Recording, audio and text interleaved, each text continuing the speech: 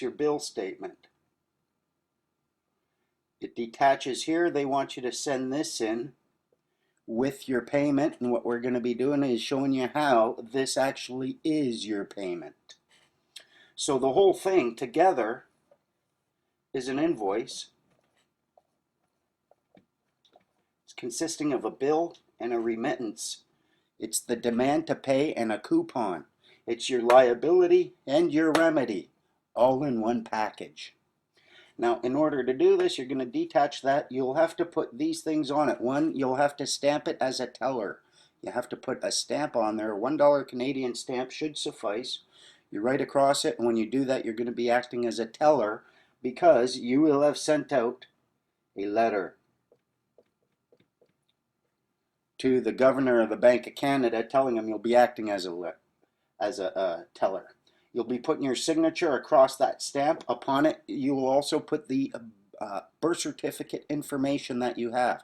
Now, if you don't have a birth certificate, if you only have a permanent residency card, there's an unidentified number on there as well.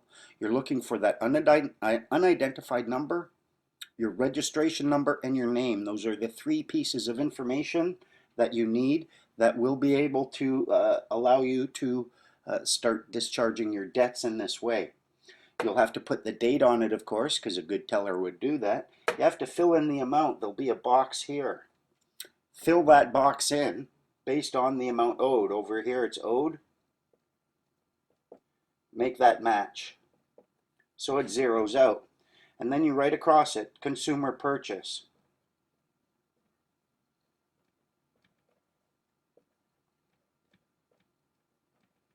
What this means is you're the end user. Do not try doing this if you're paying debts for a business. You can't do it if it's a business because it's not a consumer purchase. You're not the end user. Do it for your house. Do it for your home. Now, the difference that we're going to be doing here, the difference between this and the earlier version, A, you're going to be operating as a teller for the Bank of Canada. B, you're going to be writing on it consumer purchase, and you are not going to be trying to draw from an account that has the same number as your birth certificate. It might not be individual accounts. What we're going to do is we're going to draw from the Consolidated Revenue Fund. This information apparently might not identify an account, but it identifies that you have access to an account called the Consolidated Revenue Fund. And here's the argument.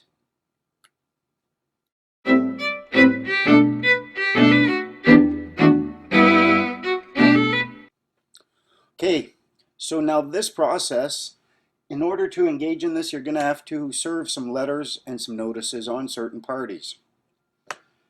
One is going to be to the governor of the Bank of Canada. You're going to serve him a notice telling them, hey, I'm your new teller. Hello, and I claim the right to act as a teller for the purposes of dealing with your remittances. Then you also send a letter to the Minister of Finance, or actually a notice to the Minister of Finance. And your goal with him is to increase his mandate.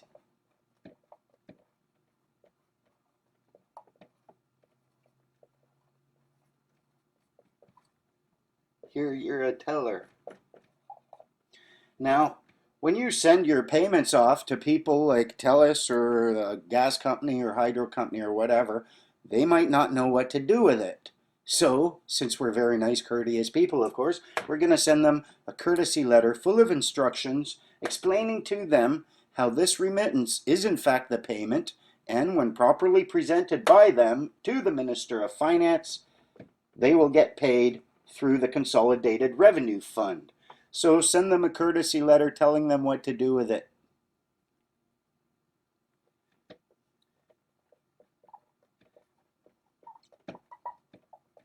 Now finally, you're going to do a claim of right, and all of these people are going to be getting copies of your claim of right.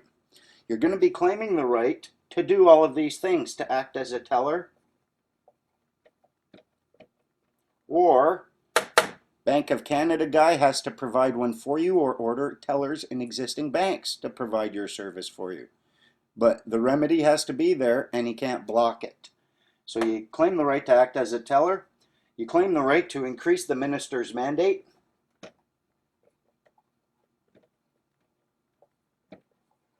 Claim the right to access the Consolidated Revenue Fund and to pay for your remittances using the remittance option or the 96 fix.